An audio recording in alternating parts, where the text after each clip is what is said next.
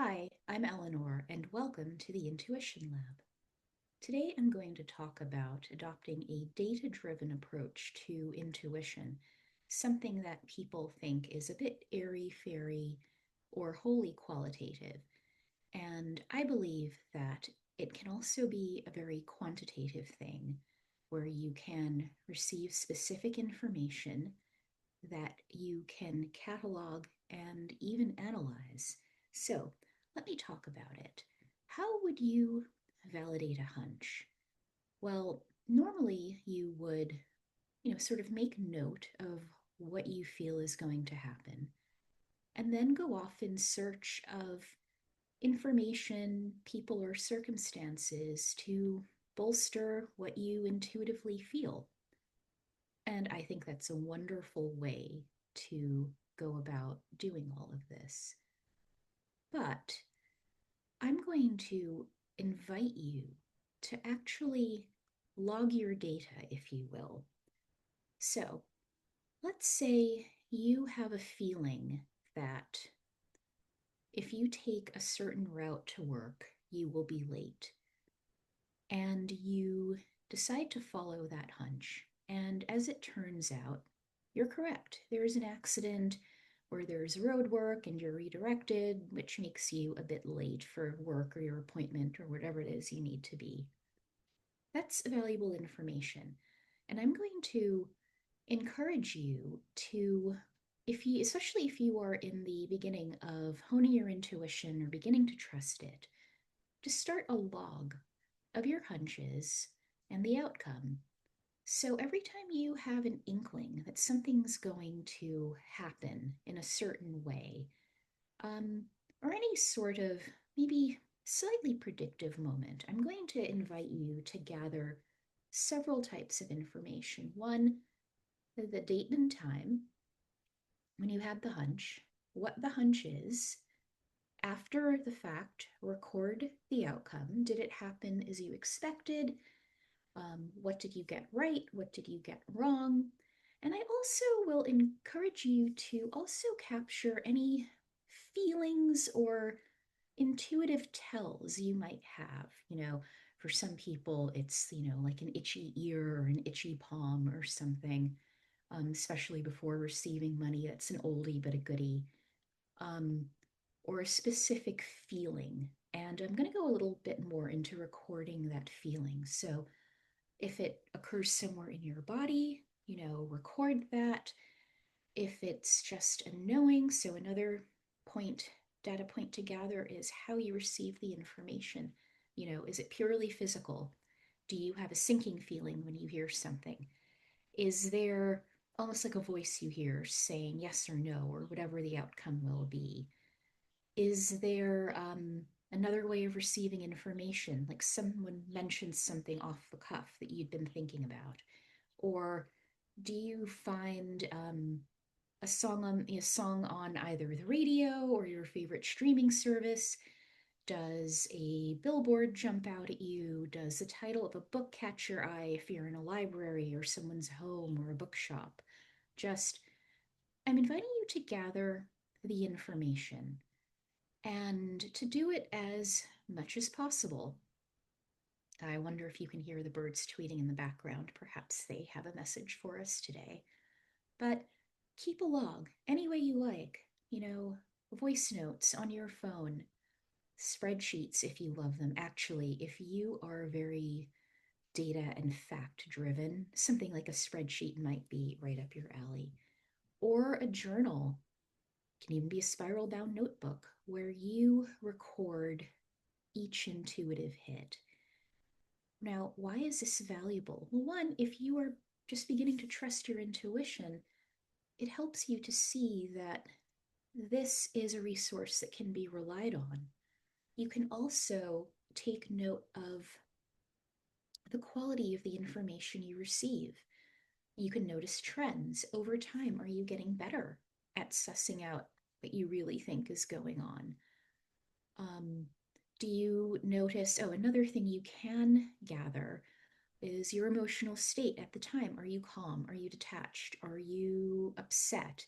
In my previous episode, I spoke about the energetic five state where many of us best hear our intuition.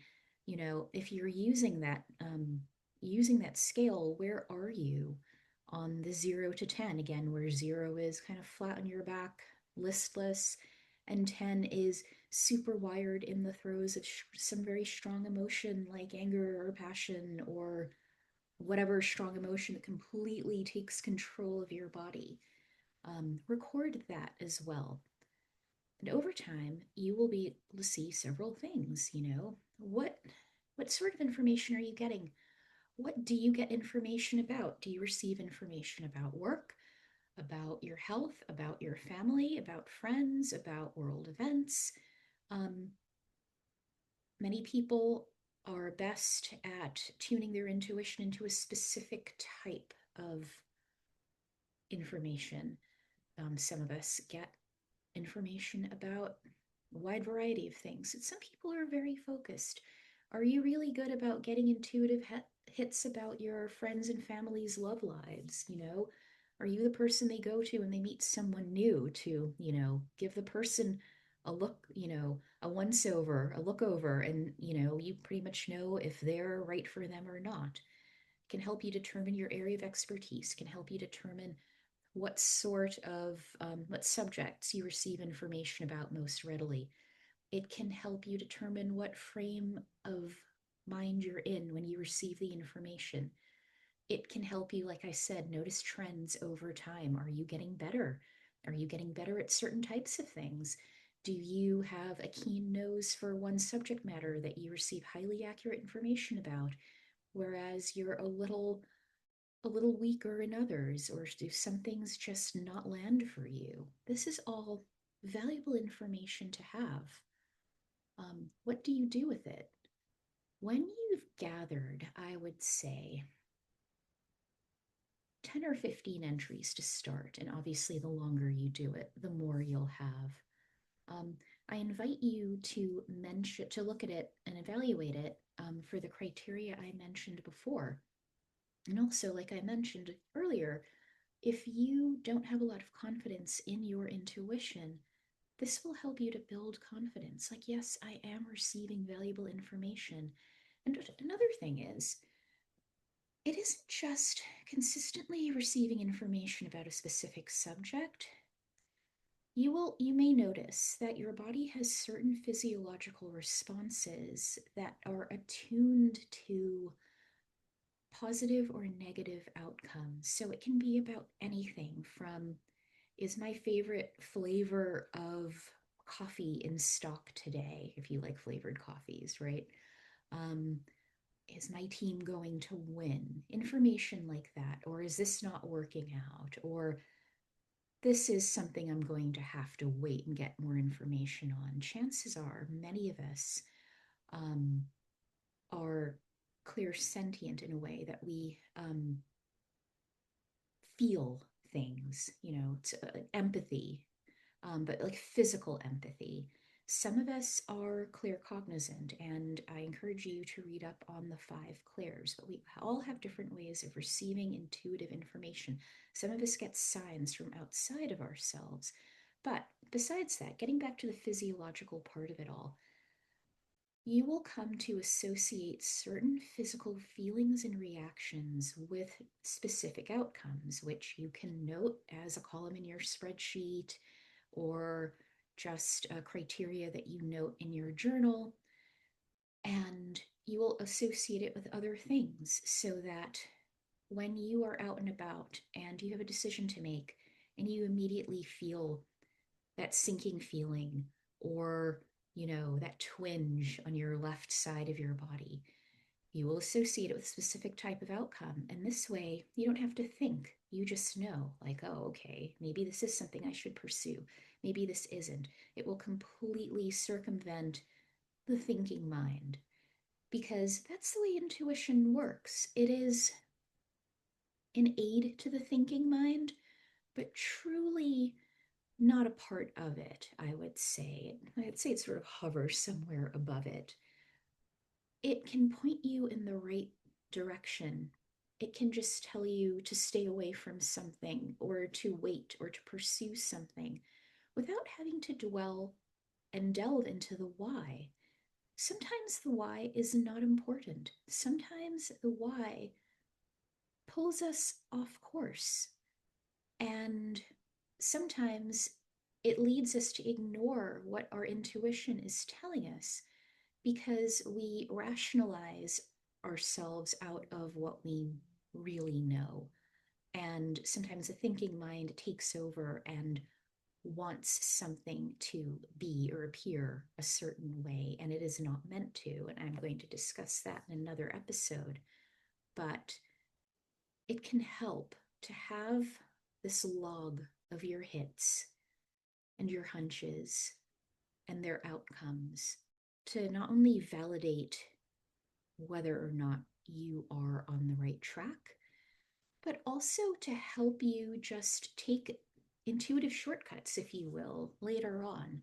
So that, like I said, if you know a twinge is associated with a positive outcome, then if you get that twinge and you've ruled out pain or someone poking you, then you know that, okay, this is not a course of reasoning I need to follow. I just know this is something I should or should not pursue.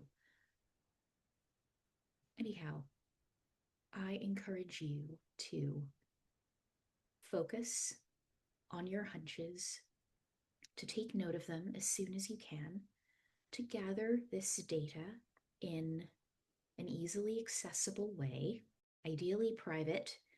So, unless you really want to share with someone who you know and trust and will be supportive of your explorations, and analyze it, especially if you love analyzing data.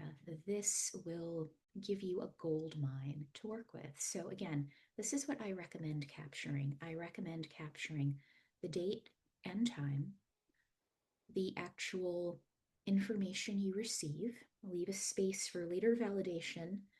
Um, like, what was the outcome? Were you accurate? What was the outcome? Many details as you can muster. And also, I forgot to mention the time and date when you find out whether or not your hunch was accurate, any physiological um, tells that you may have encountered when you receive the information, and also how you receive the information. Was it just a physical feeling? Was it just an inner knowing? Was it you seeing a sign outside of yourself? Because we'd like to think that there's just one way to access your intuition. There are many, and they are unique to you. I tend to feel things and know things, and I get external validation in a variety of ways. Sometimes it's something I'll hear, sometimes it will be something I see, but I have my time tested, worn paths of receiving information. And these will also evolve over time. As you become more comfortable working with your intuition, you will find that you get a richer, deeper, more accurate picture of a situation with more types of input. So you have a more holistic experience as opposed to just one thing, like a fortune cookie telling you something. So I encourage you to gather that information. I will be creating a spreadsheet and a printable for you to use as an intuition log, which then you can use as basis for your own data gathering, or you can just create your own based on what I mentioned here, and it'll be linked in the show notes. I'll update the show notes with that link as soon as it's ready. But in the meantime, thank you so much for joining me today. I hope this has helped you. If so, please consider liking and subscribing if you're watching in video, or rating if you are listening to a podcast, and of course, sharing, because I feel that the world will be a more harmonious place when we tune in to what is right for us and use our powers of discernment and our intuition, which, encompasses discernment, to determine what is and is not in alignment. So until next week, I'm sending you lots of love and joy tapping you into your intuition. Bye.